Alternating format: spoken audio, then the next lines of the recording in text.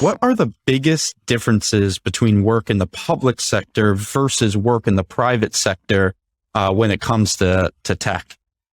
It's a very interesting question because I have worked almost all my life in the private sector and at midsize or startups where I've spent most of my life.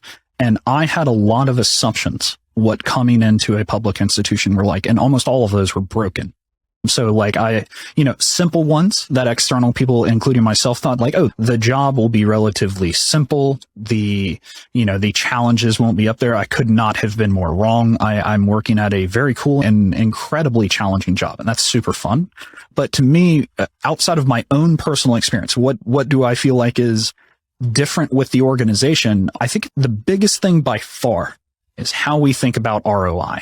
So for example, when I was leading a startup, I was responsible for a P&L of, all of my developers and their work, basically.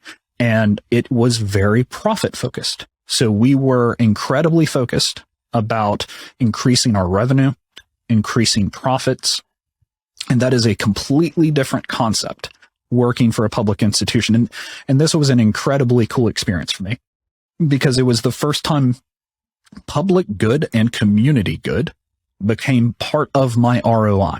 Cool. So that is what I would say a fundamental difference is that when we talk about something needs to be done or when we think about something needs to be happen, we are always talking about patients, community, and the people around us. And that's something that was incredibly new to me, to the point where there's a massive amount of engagement from UW to the community. It's one of the things that makes me very passionate about UW is how involved they are in the community.